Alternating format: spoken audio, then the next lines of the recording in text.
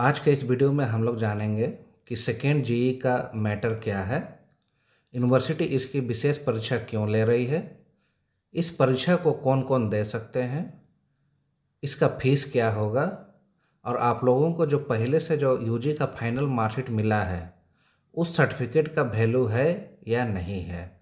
इन सब के बारे में हम लोग एक एक पॉइंट करके जानेंगे।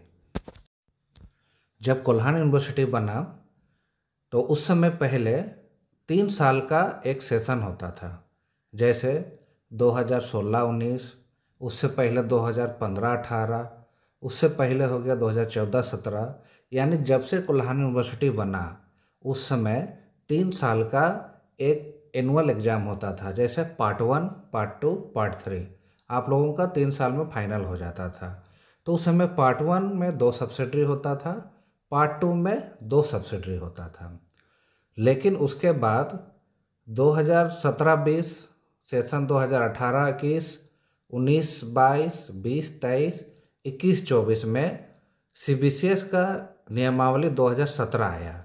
उसमें यूजीसी ने कहा कि आप 2017 से अब आप सेमेस्टर लागू करिए, और यूजीसी के गाइडलाइन के आधार पर झारखंड में जितने भी यूनिवर्सिटी हैं उन लोगों ने 2017-20 से सीबीसीएस लागू कर दिया। सीबीसीएस यानी चॉइस बेस्ड क्रेडिट सिस्टम। जैसे आप लोगों का पहले एनुअल में 3 साल का एनुअल एग्ज़ाम होता था, अब सेमेस्टर में वही 3 साल वाला बट गया semester wise. Semester 1, semester 2, semester 3, semester 4, semester 5, semester 6। यानी 2017 से लेकर लास्ट सेशन 2021-24 तक सीबीसीएस का सेमेस्टर सिस्टम चला, जिसमें आप लोगों का एक जीई का एग्ज़ाम हुआ। पहले एनुअल में जो सब्सिडरी था वही अब सेमेस्टर सिस्टम में जीई हो गया है। जीई यानी जेनरिक इलेक्टिव, और यह जेनरिक इलेक्टिव आप लोगों का यूजीसी गाइडलाइन के आधार पर आप लोगों का एक एक एग्ज़ाम हुआ।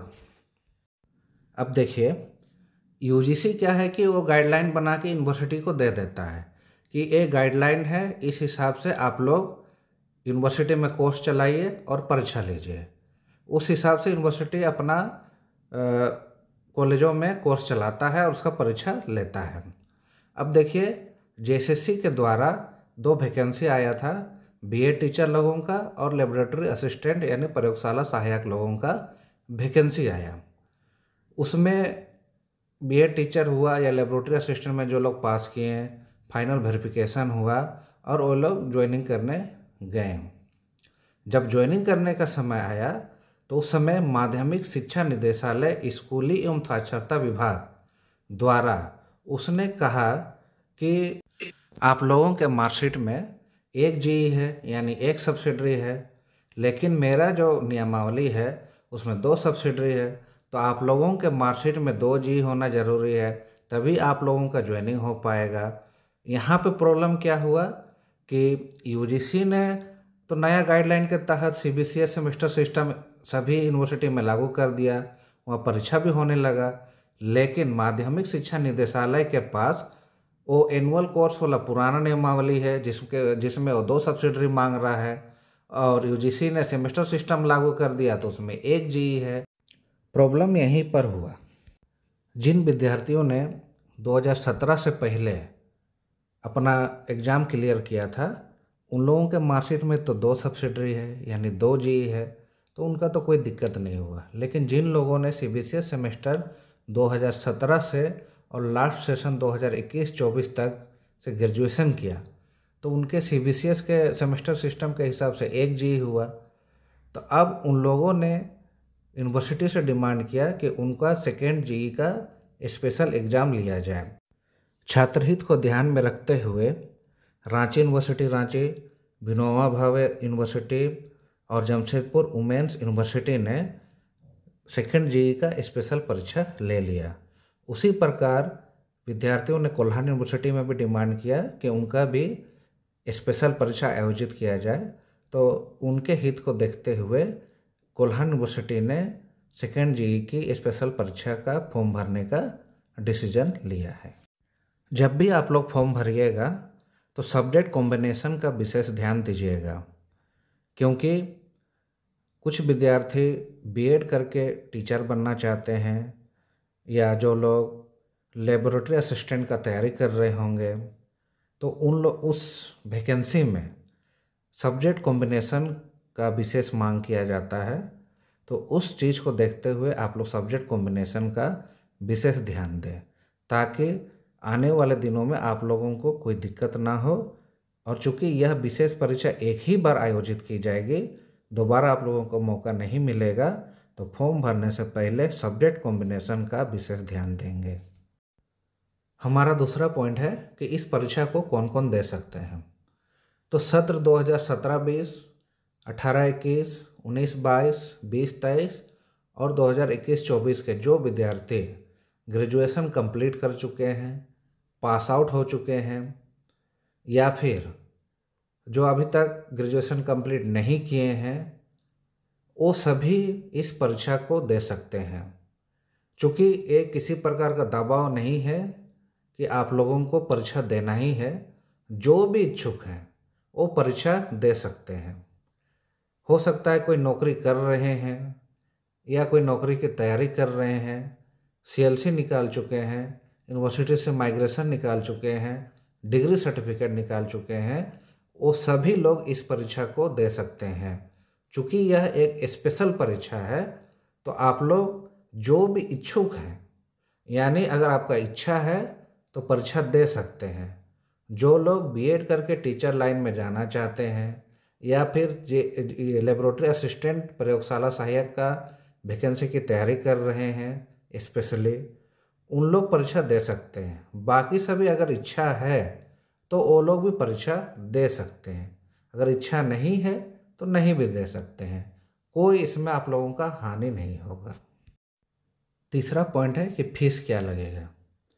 देखिए, यह जो जी सब्जेक्ट है ये दो भागों में बटा हुआ है, एक प्रैक्टिकल सब्जेक्ट और नॉन प्रैक्टिकल सब्जेक्ट। तो उसी हिसाब से आप लोगों को फीस देना होगा। और यहाँ ध्यान दीजिएगा कि जो भी आप फीस दीजिएगा, फीस एक बार कटेगा और उस फीस से आप लोग 4 सेमेस्टर का परीक्षा लिखिएगा। तो चूँकि आप लोग अभी परीक्षा फॉर्म भर दिए होंगे या भर रहे हैं, तो आप लोगों को पता चल गया होगा कि कितना फीस है। प्रैक्टिकल में आप लोगों का लगभग 480 रुपये के आसपास होगा, या नॉन प्रैक्टिकल में आप लोगों का लगभग 410 रुपये के आसपास फीस कटेगा। यानी एक ही फीस से आप लोग 4 सेमेस्टर का परीक्षा लिखिएगा। 4 सेमेस्टर के लिए अलग अलग फीस नहीं देना है, एक ही फीस से आप लोगों का चारों सेमेस्टर का एग्ज़ाम होगा। जैसे प्रैक्टिकल सब्जेक्ट में आप लोगों को क्या क्या आएगा, physics, chemistry, botany, zoology, geology, statics, psychology, geography. उसी प्रकार जो प्रैक्टिकल सब्जेक्ट हैं उनका फीस आप लोगों का प्रैक्टिकल के हिसाब से कटेगा। और दूसरा है नॉन प्रैक्टिकल सब्जेक्ट, जैसे math, Hindi, English, economics, history, political science, Bangla, Odia, Urdu, Ho, Santhali, Kurmali, ये सब आप लोगों का नॉन प्रैक्टिकल सब्जेक्ट है। तो नॉन प्रैक्टिकल का सब्जेक्ट के हिसाब से इसमें फीस कटेगा। और यहाँ ध्यान दीजिएगा, आप लोग जब जीई का थ्योरी का एग्ज़ाम दीजिएगा तो बाद में आप लोगों का इसका इंटरनल एग्ज़ाम भी होगा और प्रैक्टिकल एग्ज़ाम भी होगा। दोनों एग्ज़ाम आप लोगों को देना होगा, जीई का थ्योरी भी देना होगा और उसका इंटरनल या फिर प्रैक्टिकल एग्ज़ाम दोनों देना होगा।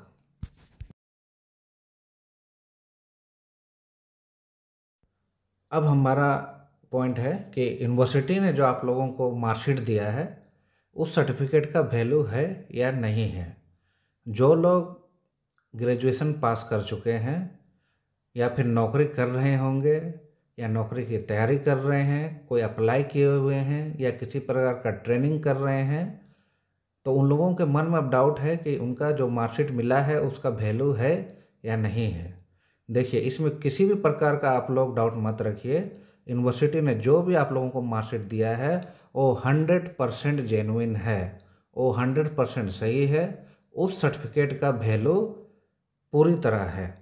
अगर आप सेंट्रल में किसी भी नौकरी का तैयारी कर रहे हैं, एसएससी हुआ, रेलवे हुआ, बैंकिंग हुआ, या फिर स्टेट का जो भी आपका जेएसएससी का हुआ, जेपीएससी का हुआ, या किसी अदर स्टेट का जो भी आप लोग तैयारी कर रहे हैं या नौकरी कर रहे हैं या अप्लाई किए हैं, तो इस सर्टिफिकेट जो आप लोगों को यूनिवर्सिटी से जो मार्कशीट मिला है उस सर्टिफिकेट का वैल्यू पूरी तरह है, ये 100% जेन्युइन है। अब मेरी राय ये है कि अगर आपके पास समय है और आप इच्छुक हैं तो ये सेकेंड जेईई की परीक्षा दे सकते हैं। जब आप लोग ये परीक्षा दीजिएगा तो आप लोगों को सेकेंड जेईई का एक अलग से मार्कशीट मिलेगा। आप लोगों का जो ओरिजिनल फाइनल मार्कशीट है उसमें किसी प्रकार का कोई भी चेंजेस नहीं होगा और आप लोगों का जो डिग्री सर्टिफिकेट मिला है उसमें भी किसी प्रकार का कोई चेंजेस नहीं होगा। आप लोगों को एक अलग से एडिशनल मार्कशीट मिलेगा, स्पेशल उसमें सेकेंड जेईई का मार्कशीट आप लोगों को मिलेगा। आने वाले दिनों में संभवतः ये हो सकता है कि माध्यमिक शिक्षा निदेशालय अपने नियमावली में कुछ चेंजेस कर दे, कुछ बदलाव कर दे, तो संभवतः सेकेंड जेईई की परीक्षा का समाधान अपने आप हो जाएगा।